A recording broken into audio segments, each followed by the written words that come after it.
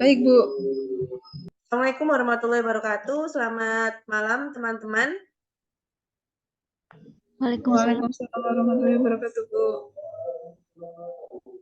Terima kasih buat teman-teman yang sudah join ke kita. Untuk materi kita pada malam hari ini, sudah saya share di WhatsApp group, yaitu mengenai akuntansi pajak atas aset, lancar, atau current asset, di mana nanti kita akan membahas kas dengan piutang. Jadi, kuliah akuntansi perpajakan ini ya mendominasi dua gabungan antara akuntansi dan perpajakan. Bagaimana sih akuntansi itu diakui di dalam perpajakan, bagaimana ada yang boleh, ada yang tidak. Itu begitu juga kita nanti akan mengetahui mengenai rekonsiliasi apa yang diperbolehkan di perpajakan dan yang tidak diperbolehkan di perpajakan. Untuk materinya sudah dibuka semua ya teman-teman ya, melalui link yang sudah saya bagikan itu sudah dapat untuk materinya yang ada di grup ya, pertemuan kelima ya. Ya Bu, sudah. Ya, ini saya izin share screen. Nah, kita akan membahas mengenai akuntansi pajak atas aset lancar. Nah, teman-teman tahu kan yang namanya aset lancar itu apa aja? Mbak, saya mau tes ya. Di pertemuan pengantar akuntansi itu kan pasti ada yang namanya aset lancar, aset tetap atau aset tidak tetap. Aset lancar itu contohnya apa? Mbak, ada yang mau menjawab contoh dari aset lancar itu apa?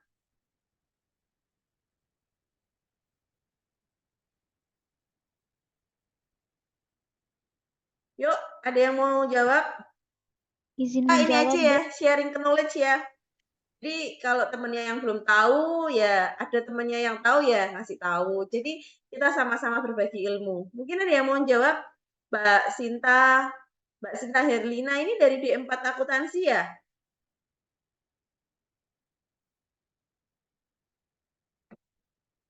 Bisa dinyalakan untuk cam-nya. Soalnya saya belum pernah kenal ya sama teman-teman ya. Baru pertama kali ini kemarin itu kan waktu pertemuan masih apa namanya? Ini ya, masih online ya. Saya masih upload video karena itu bertepatan dengan taraweh. Nah, sekarang kan sudah tidak bulan Iya, Bu. Ramadan lagi. Nah, mungkin Mbak Siti, aset lancar itu yang seperti apa, Mbak?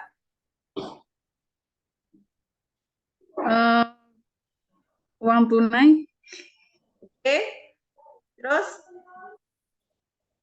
investasi jangka pendek, piutang, kayak persediaan, Oke, begitu Bu, makasih ya atau Mbak Siti gimana ya. Bu? Jadi intinya gini Iya Bu. teman-teman, yang namanya aset lancar itu berarti kita mikirnya cepat aja, sesuatu yang bisa kita uangkan dengan cepat. Ya contohnya kalau di perusahaan itu ya kita punya kas, punya uang kas kan. Nah, terus piutang itu kan bisa kita tarik, kita bisa uangkan dengan cepat. Berarti itu aset lancar. Kalau misal kayak gedung, bangunan, itu kan segala sesuatu aset yang berwujud tapi kan tidak bisa langsung dicairkan dalam bentuk uang. Nah, kalau ditanya logikanya seperti itu aja. Oke, makasih ya Mbak Berarti Sinta. kayak seperti uang yang bisa diambil ataupun ditabung secara langsung gitu ya Bu ya? Ya kamu contohnya seperti itu. Jadi misal di perusahaan itu ada kas ya. Kalau di perusahaan uang itu sebutannya adalah kas ya. Nanti kas itu juga dibagi nih. Kas itu dibagi ada berapa? Coba nih saya tanya lagi. Ada yang mau sharing nih.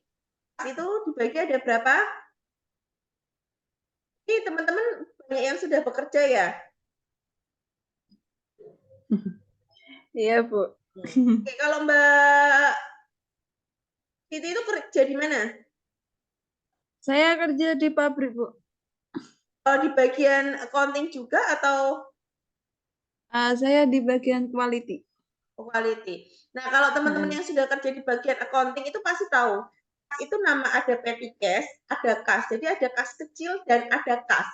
Di mana kas kecil itu adalah turunan dari kas. Jadi ketika nanti misal nih keuangan suatu perusahaan mohon maaf ya, hari ini saya kurang enak badan. Keuangan suatu perusahaan itu ada kasnya sendiri, kas besarnya sendiri. Nah, lalu misal bendaharanya atau misal bagian keuangan atau adminnya itu disediain kas kecil namanya. Kas kecil itu biasanya nggak boleh lebih dari 10 juta ya, namanya aja kas kecil. Tapi itu balik lagi tergantung dengan masing-masing perusahaan. Nah, biasanya kas kecil itu digunakan untuk pembayaran yang sifatnya kecil ya, misal beli materai, beli ATK. Nah, itu biasanya perusahaan menggunakan yang namanya petty cash atau kas kecil. Dan nanti kita akan bahas ya. Oke. Baik, Bu. Yuk, saya lanjutkan ya. Ini ya akuntansi pajak atas aset lancar. Kas dan bank. Nah, kas dan bank itu adalah menunjukkan informasi mengenai saldo uang kas dan simpanan di bank yang dimiliki oleh suatu perusahaan. Kas ini juga dapat diartikan sebagai alat pertukaran yang dapat diterima untuk pelunasan utang, dapat pula diterima sebagai setoran ke bank. Nah, di sini ada yang namanya akun bank. Nah, akun bank itu pasti dia di situ akan menunjukkan saldo dari perusahaan yang ada di bank. Nah, itu untuk apa kepentingannya? Nah, nanti untuk operasional perusahaan, misalnya untuk pembelian barang yang nominalnya besar, itu biasanya nanti kita pakainya cek. Nah, beda ya. Kalau kas itu biasanya digunakan untuk pembelian-pembelian ya kas yang ada di bank ya. Pembelian-pembelian atau pengeluaran-pengeluaran yang sifatnya itu besar. Cuman tadi yang kita bahas di awal kas kecil itu adalah pengeluaran-pengeluaran yang sifatnya adalah kecil. Jadi di mana contohnya misal beli ATK, beli materai. Nah, itu menggunakan perusahaan itu menggunakan kas kecil. Jadi tidak misal semua uangnya itu di bank. Jadi kalau mau transaksi di bank itu ya enggak. Jadi perusahaan itu yang namanya bagian keuangan punya kas dan punya kas kecil. Nah, sampai sini paham ya pemahamannya dari teman-teman ya? Paham, Bu. Mungkin ada yang raise hand, Mbak Christine?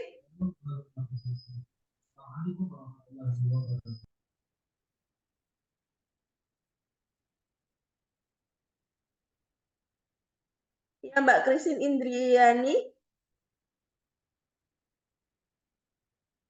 Mbak Christine mana? Raise hand tadi di... Kalau misal saya menerangkan, mau ada yang tanya, nggak apa-apa nih. Atau mau ada yang menambahkan, nggak apa-apa. Di sini kan kita sharing ya. Jadi, saya juga tidak lebih tahu dari teman-teman. Mungkin teman-teman adalah pelaku di prakteknya. Nah, nanti jadi bisa ditambahkan dengan sesuai teori yang saya sampaikan ke teman-teman. Gimana nih Mbak Christine? Tadi kayaknya raise hand Mbak Christine. Mbak Christine gimana Mbak?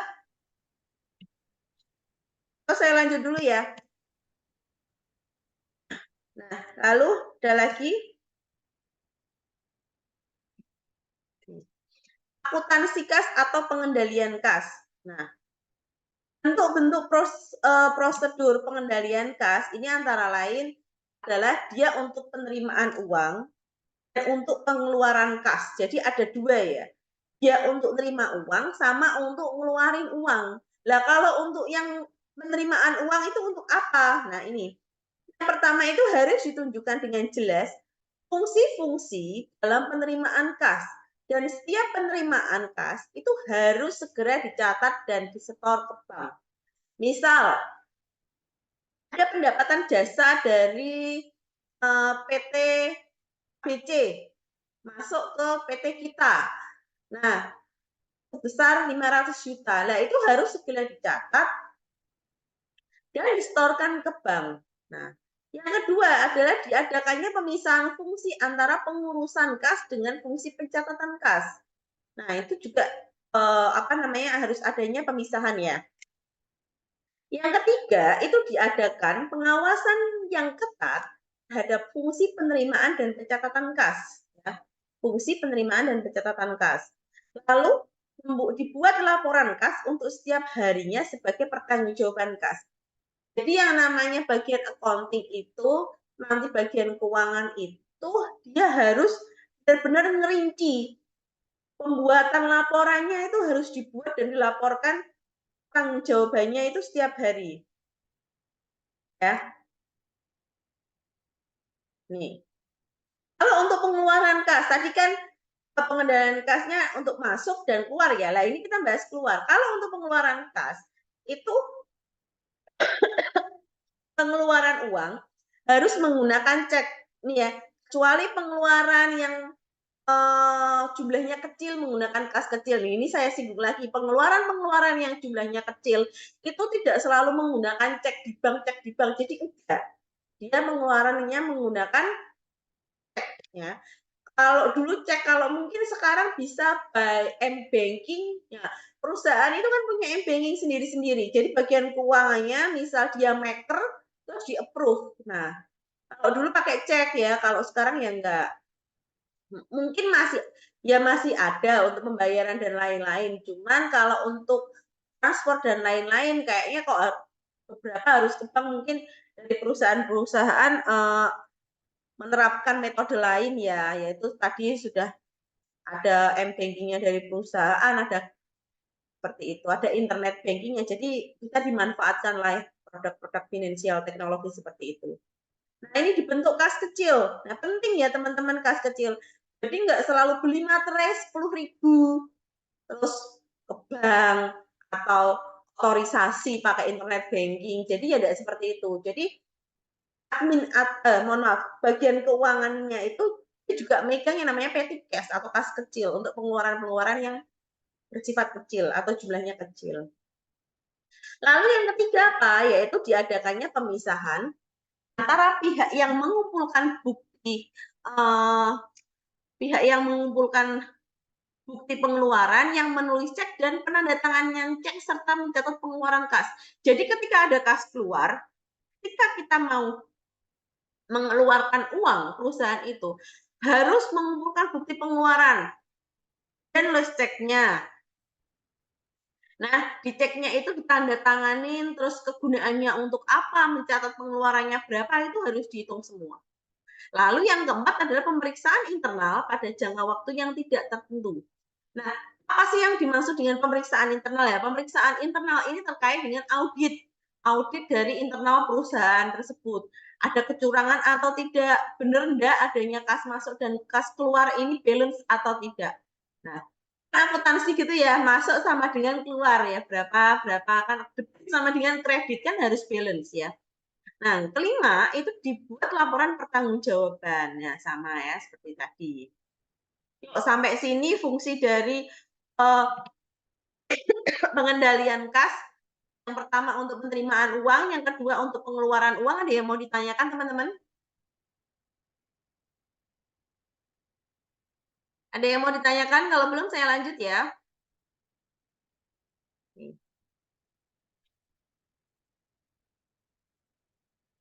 Ini adalah pengelolaan dan sistem pencatatan kas kecil. Nah, pengelolaan kas kecil ini adalah biasanya ada kasir kas kecil yang bertanggung jawab mengenai pembayaran melalui kas kecil.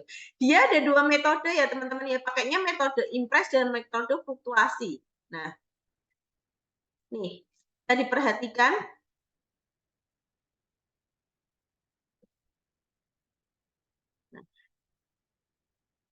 Kalau metode impres, yaitu sebesar cek yang diserahkan kepada kasir kecil tadi ya, untuk membentuk dana kas kecil. Nah, pencatatan pengeluaran ini dilakukan pada saat pengisian kembali. Biasanya pengisian kembali itu ada yang biasanya mingguan, ada yang biasanya bulanan, jadi tergantung dari masing-masing perusahaannya. Lalu ada metode fluktuasi. Nah, metode fluktuasi yaitu saldo uang yang dicatat pada akun kas kecil itu akan selalu berubah-ubah, dia tidak tetap. Dan ini pencatatan dilakukan secara langsung pada saat pengeluaran. Misal, pada saat pengeluaran itu dia ada pencatatan pembelian biaya iklan sebesar 800.000. Sudah dicatat pada tanggal itu ada biaya iklan sebesar 800.000. Berarti beban iklan debit, kreditnya adalah kas kecil ya. Nih. teman-teman sudah paham ya? Kalau misal ada kas masuk itu di sisi mana, debit, kreditnya sudah paham ya teman-teman ya? Ini kebanyakan rata-rata semester berapa? Mbak Mesia semester berapa Mbak Mesia? Saya semester 4, Bu. Sama Mbak Kori juga ya? Atau semester 4 juga? Sama, Bu. Berarti oke, berarti semester 4 di semester awal sudah paham ya teman-teman ya, di mana sisi debit, di mana sisi kreditnya. Jadi kita akuntansi perpajakan juga memadukan itu. Jadi ketika saya ngobrol, saya ngomong seperti ini, menjelaskan seperti ini, kalau teman-teman ada yang belum paham, langsung tanya aja nggak apa-apa. Nah, ini ya, saya kasih contoh ya. PT Sukses itu pada tanggal 30 Desember, tanggal 1 Desember 2015, membentuk dana kas kecil sebesar 1 juta. Nah, pengeluaran kas kecilnya itu sampai dengan tanggal 20 Desember itu totalnya 800.000. Rinciannya ini ada operasional, ATK, rekening listrik, admin kantor, totalnya 800.000. Kalau kita pakai metode invest, jurnal yang kita buat adalah kas kecil, berarti kas kecilnya bertambah, bank berarti banknya berkurang. Sampai sini paham? Tanggal 1. Sampai sini teman-teman paham? Ketika membuat kas kecilnya, akun kas kecil bertambah, akun banknya berkurang. Paham ya? Pada tanggal 25, pada tanggal 25 tadi, sampai dengan tanggal 25 ya. Nah, beban BBM motor operasional 450, ATK 100, rekening listrik 200, admin kantor 50, banknya adalah 800.000. Ya, tanggal 25 jurnal banknya adalah 800.000. Karena ini dia ngambilnya dari bank. Maksudnya kas kecil, beban-bebannya ini kalau dengan metode impres, dia ambilnya ini dijabarkan. Ya, yang kas kecilnya ini dijabarkan. Paham sampai sini? Paham, Bu. Iya, Bu. Terus metode yang kedua adalah metode fluktuasi. Gimana kalau metode fluktuasi? Ini dulu, tanggal 1, kas kecil debit, kreditnya adalah bank sebesar 1 juta rupiah. Lalu habis itu dirinci langsung. Kalau yang namanya metode fluktuasi, berarti pada saat tanggal hari itu ada pengeluaran atau pencatatan, ya ditulis sekalian di tanggal hari itu. Tanggal 5 ada beban BBM motor operasional debit 450, kreditnya kas kecil. Nah, kreditnya di sini langsung kas kecil.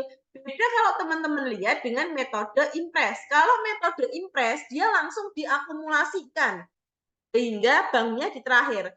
Tapi kalau dengan metode fluktuasi, dia kas kecilnya itu di sisi kredit pada saat tanggal pengeluaran kas kecil tersebut nih ya.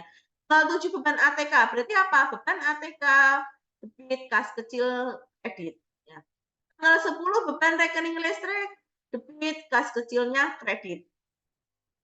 Beban administrasi kantor, debit, kas kecilnya kredit. Nah, pada tanggal 25, ya, pada tanggal 25, dia itu akumulasi langsung nih, kas kecil kan, 800.000, banknya 800.000. Nah, ini adalah perbedaan metode impres dan fluktuasi. Oke. Ada yang mau ditanyakan sampai sini? Kalau enggak saya lanjut. Lanjut ya. Lanjut, Bu. Terus rekonsiliasi bank. Nah, rekonsiliasi bank, apa sih namanya rekonsiliasi itu? Artinya apa ya? Kita itu mau mengecek, memadupadankan. Benar enggak catatan kita sama catatan yang ada di bank? Oke.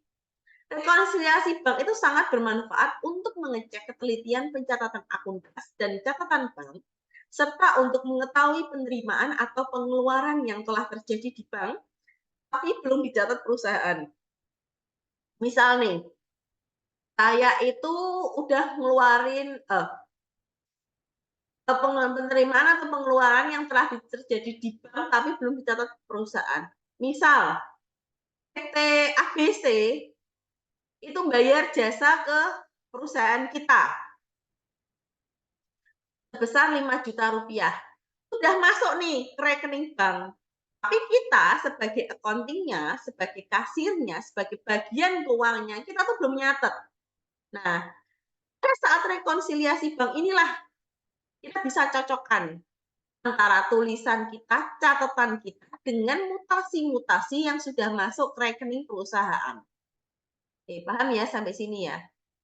Nah, yang menimbulkan perbedaan antara saldo menurut catatan kas dengan saldo menurut laporan keuangan, itu biasanya ada beberapa elemen. Nih, yang pertama nih, elemen oleh perusahaan itu udah dicatat, dia udah nyatet nih perusahaan sebagai penerima uang, tapi banknya belum buku. Paham ya? Belum buku tuh artinya banknya belum menjalankan. Misal, pada saat gini, misal kita udah ngeluarin cek nih buat bayar orang, otomatis pembukuan kita itu akan berkurang nominal sejumlah kita mengeluarkan cek, betul kan? Tapi orangnya itu nggak langsung nyetorin uang, nggak langsung ke bank yang kita bayarkan tadi itu nggak langsung ke bank buat nyairin ceknya. Berarti kan ada selisih nih di hari itu. Catatannya kita sebagai perusahaan dengan catatannya bank.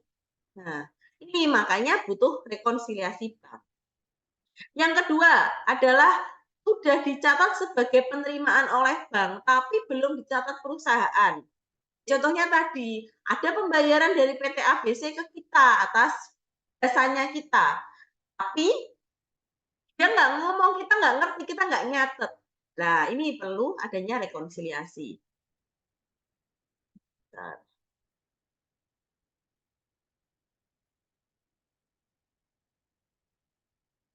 terus yang ketiga adalah elemen-elemen yang sudah dicatat oleh perusahaan sebagai pengeluaran tapi belum dicatat bank. Nah, itu juga bisa. Dia di perusahaan dia udah dicatat tapi bank belum buku, ya itu juga bisa. Terus elemen-elemen yang sudah dicatat di bank tetapi belum dicatat perusahaan itu juga bisa. Biasanya misal administrasi bank ya, administrasi bank itu biasanya dia muncul pada akhir bulan. Nah, bank itu kan otomatis sudah muncul kan ya. Nah, tapi kan kalau di kita sebagai perusahaan itu biasanya belum langsung muncul. Nah, biasanya kita cek dulu nih mutasi rekening korannya. Oh, sudah ada administrasinya. Nah, seperti itu.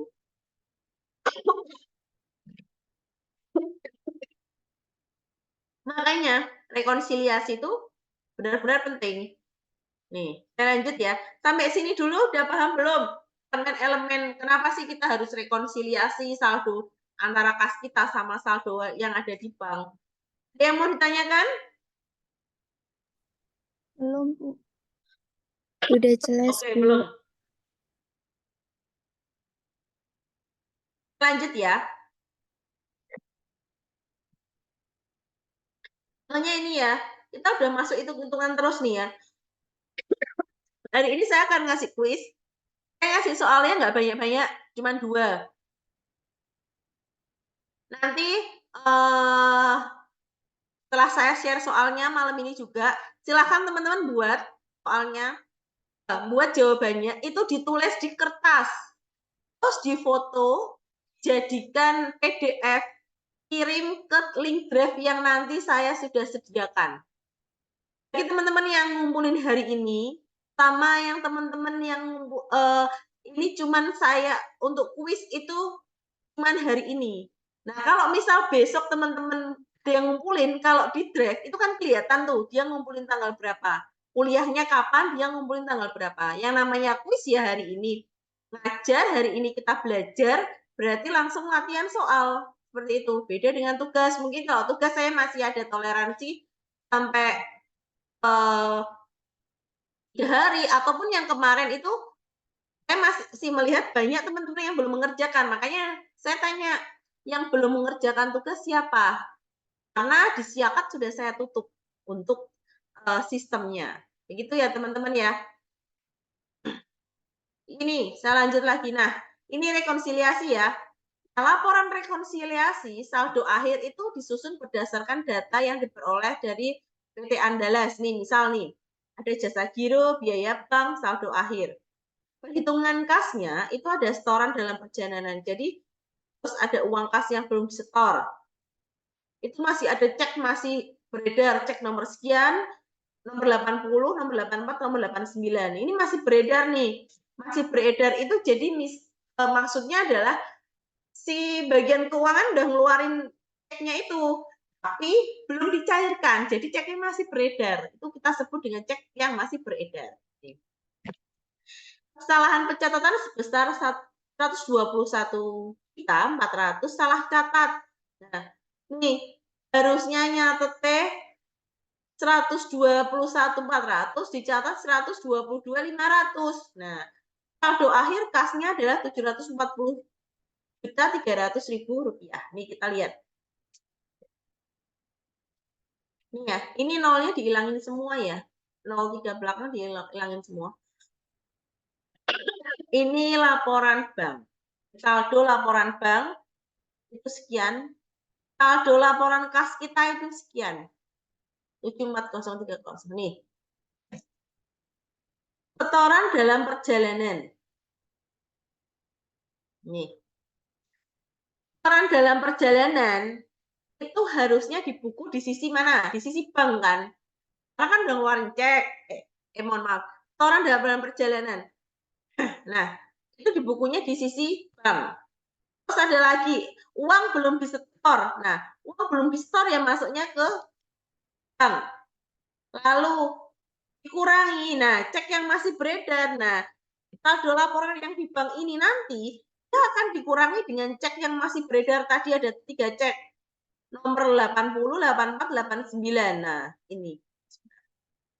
Nah, ini totalnya adalah 747.900. Nah, saldo kas di rekening kas adalah rekening yang kita catat ya. Ditambah dengan jasa giro. Jasa giro kan belum kita catat. Sebesar 10.600.000. Nih. Sama 700 ditambah jadi 750.900. Dikurangi ada biaya bank 1.900 1000 berapa nih biaya banknya? 1.900 sama koreksi penerimaan 1.100.000. Iya. Lalu totalnya adalah 747.900. Jadi rekonsiliasi bank ini dia mau nyocokkan saldo yang ada di bank dengan saldo yang ada di rekening. Yang sudah kita catat itu benar apa enggak, sama atau enggak. Itu ya. Yuk, lanjut. Nah. Selanjutnya, udah mau 30 menit ya ini ya ternyata ya. Masih separuh loh. Jadi ini untuk 2 kali pertemuan, untuk pertemuan ke-5 dan ke-6 ya, pertemuan besok ya. Terus ini akuntansi pajak. Perlakuan akuntansi dan kas bank ini tidak diatur tersendiri dalam Undang-Undang Pajak. Sehingga dalam pengertian kas juga mengikuti ketentuan akuntansi komersial. Nah, ini ada yang tidak termasuk dalam kategori kas nih. Deposito, persediaan perangko dan materai. Nih, persediaan perangko dan materai. Perangko dan materai memang mau dijual lagi kan? Enggak kan? Enggak. Misalkan uang muka, cek mundur atau cek kosong itu tidak termasuk kategori kas ya. Nih, pada langsung saya contoh soal ya. Pada tanggal 14 Februari, waktu Valentine ya, berarti ya 14 Februari. Nih, mungkin Mbak Mesia pas Valentine 14 Februari ini lagi transaksi sama Tuan Nurdin. Itu menerima bunga deposito dari Bank Mandiri. Contohnya ya, sebesar 8 juta rupiah. Dengan tarif pajak penghasilan yang pemungutannya bersifat final 4 ayat 2. PPh-nya tarifnya adalah 20%. Ini tarifnya untuk PPh final 4 ayat 2. Berarti berapa? 8 juta dikali dengan 20%. Contohnya adalah 1.600.000. Nih. Nah, metode pencatatannya berarti kita ada dua metode, pakai metode bruto sama pakai metode neto. Nah, kalau yang metode bruto, jurnalnya adalah kas dan bank 6.400.000, PPh 4 ayat 2-nya adalah 1.600.000. Kreditnya penghasilan bunga 8 juta rupiah ya. Ini saya nulisnya kurang menjorok ke kiri ya. Nih. Nah, kalau kita pakai metode neto, langsung kas dan bank di sisi debit 6.400.000, kreditnya penghasilan bunga 6.400.000 ini ya. Ini untuk metode bruto dan metode neto. Nih, sampai sini dulu ada yang mau ditanyakan untuk catatan jurnalnya PH final 4 ayat 2 mengenai bunga deposito. Ada yang mau ditanyakan Mbak Ataya, Mbak Sinta, Mas Alif, Mbak Christine, Mbak Susan, ada yang mau ditanyakan? Mbak Korea, ada yang mau ditanyakan? Belum ada, Bu Risma. Ya, kita lanjut ya. Nah, ini kayaknya, cuman ini aja ya, berarti ya diselesaikan hari ini aja. Tapi ini Vivo banyak ini. Oke. Ya udah, ini saya selesaikan sampai dengan ini aja lah ya.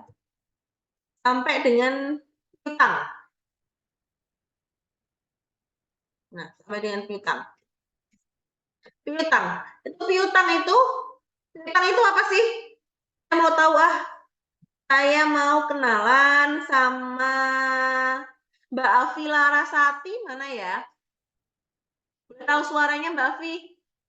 Kalau mau on cam ya alhamdulillah, tapi kalau enggak ya enggak apa-apa. Di on kan aja suaranya. Mbak Afi Larasati? Oh, jangan-jangan cuma dibuka aja Zoom-nya. Mbak Afi.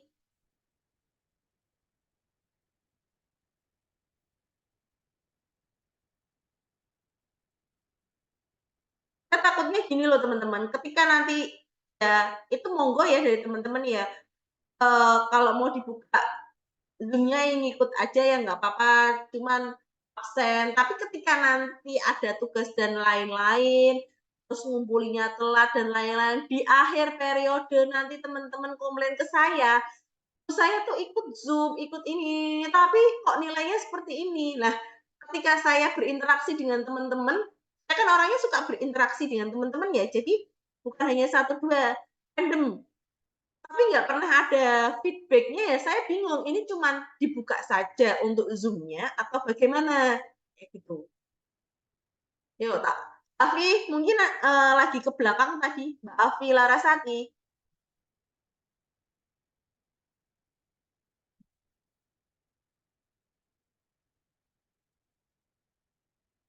Mungkin Mbak Afi lagi ke belakang ya. Mas Ade Fitria, Mbak Ade Fitria. Mbak Ade Fitria ada Mbak?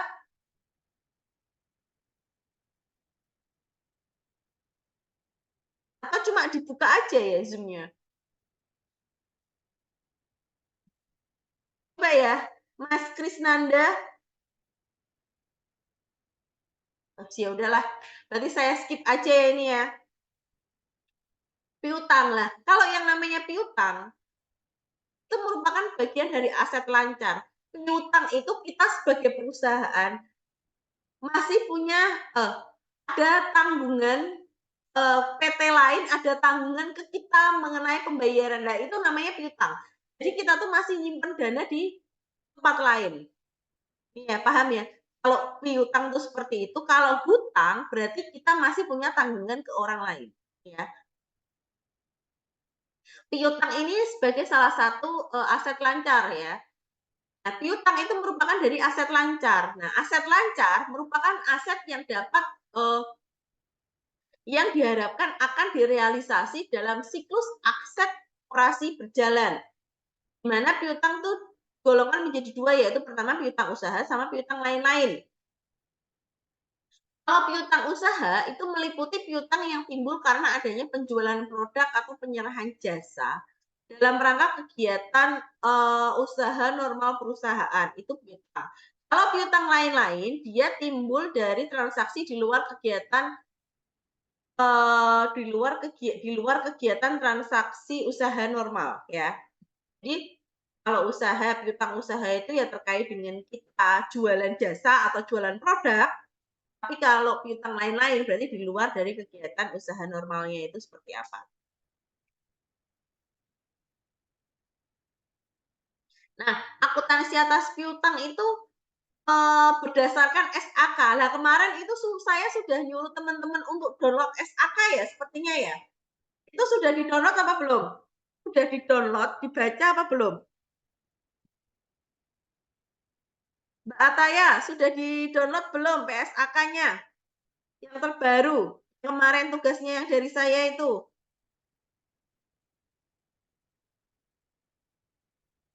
Mbak Ataya juga hilang juga ya? Sudah, Bu. Oh, Kemarin saya sudah. carinya dari website. Oh, boleh, nggak apa-apa. Dari mana? Websitenya IAI? Atau dari mana? Iya, Bu. Kemarin kebetulan di-share sama teman, terus habis itu ke websitenya ya. Itu dari websitenya IAI. Sudah ya, berarti sudah ada ya Mbak Ataya ya? Iya, sudah, Bu. Oke. Lalu di sini ya ada berdasarkan SAK. Lalu kalau piutangnya itu tidak tertagih sampai dengan akhir tahun, dia ada yang namanya proses penghapusan piutang. Ya, di sini. Jadi di perusahaan itu dia mencadangkan piutang, ada proses penghapusan piutang juga. Jadi kan gini ya teman-teman, yang namanya perusahaan itu pasti menyadangkan berapa sih, berapa persen dari piutang kita itu yang tidak tertagih.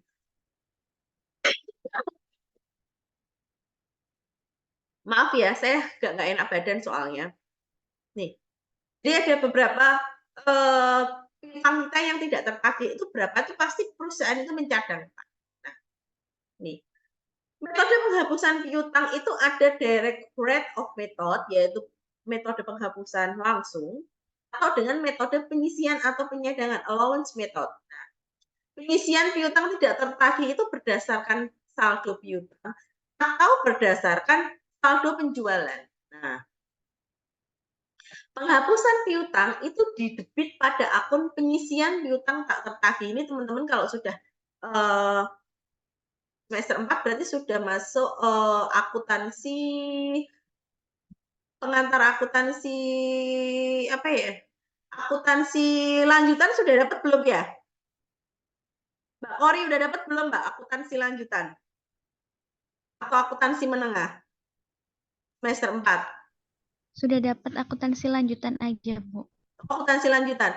Udah masuk ke ini belum? Penghapusan piutang gitu? Belum, Bu. Oh, belum. Nah, ya nggak apa-apa lah. Ini saya nggak terlalu dalam sih, cuman di perpajakan ada ini. Nih ya, penghapusan piutang ini ya. Ini masuknya ke akun penyisian piutang yang tidak tertagih.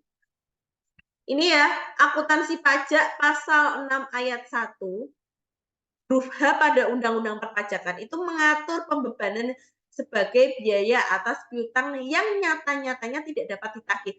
Jadi mas benar-benar itu tidak dapat ditagih, media apa-apa ini tidak dapat ditagih ya.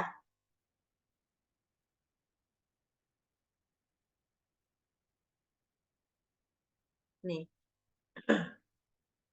Itu penghapus dengan syarat yang pertama dibebankan sebagai biaya pada laporan laba rugi komersial. Yang kedua adalah wajib pajak harus menyerahkan daftar piutang yang tidak dapat ditagih kepada DJP. Ya.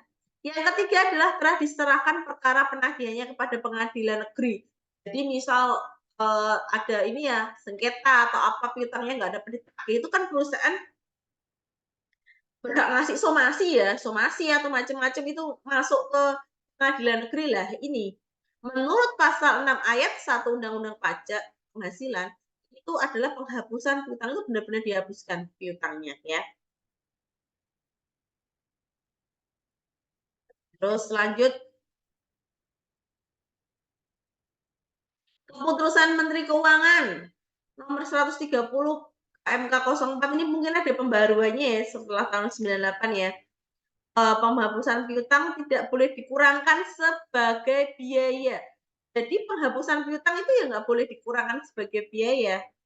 Piutang tidak tertagih yang dapat dibebankan sebagai biaya dalam menghitung PKP. PKP apa ini? Ayo kemarin. Yang bisa jawab siapa ini PKP? Penghasilan kena pajak, Bu. Oke, makasih Mbak Kori. Adalah piutang tidak tertagih yang timbul di bidang usaha bank, lembaga pembiayaan, industri dagang, dan jasa lainnya. Nah, piutang tidak tertagih yang dapat dihapuskan adalah piutang yang sesuai dengan bidang usaha dari wajib pajak yang bersangkutan. Nah, misal nih, ini ya, klausa yang kedua, maksudnya adalah piutang tidak tertagih dapat dihapuskan yang adalah piutang usaha sesuai dengan bidang usaha WP bersangkutan. Misal, WP-nya itu saya ya, wajib pajaknya itu jasa konstruksi. Piutang yang tidak tertagih di saya itu ya atas pemberian atau jasa saya nggak dibayar, itu bisa dihapuskan. Bukan misal piutang tidak tertagihnya karena atas pembelian tanah nggak dibayar, nah itu nggak bisa di dalam perusahaan. Paham ya sampai sini ya? Atas jasa wajib pajak yang bersangkutan.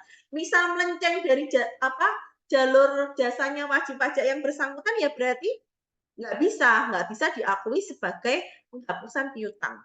Nah, 3, terdapat persyaratan dalam pengelompokan sebagai piutang tidak tertagih seperti yang dimuat pada pasal 6 ayat 1 huruf H Undang-Undang PPH. Nah, ini. Nih, terus ada. Nah, dengan piutang tidak tertagih. Nah, ini ya, biasanya ada 5% dari kredit yang perhatian khusus, 15% kreditnya kurang lancar, 50% diragukan, 100% digolongkan kredit macet.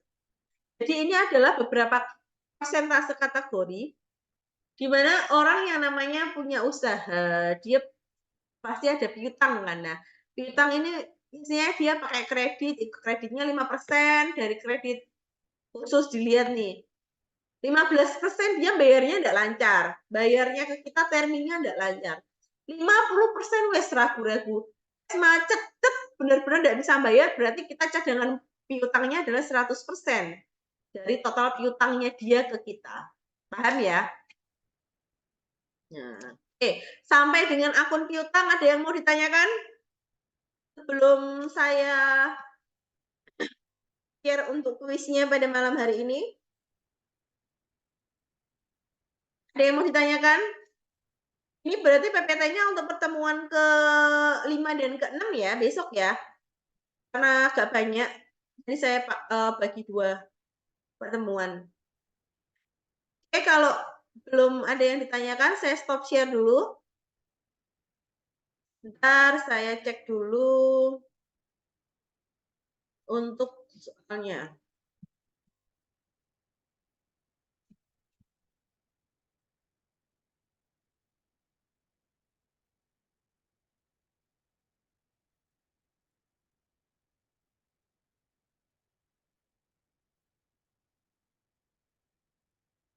Nah,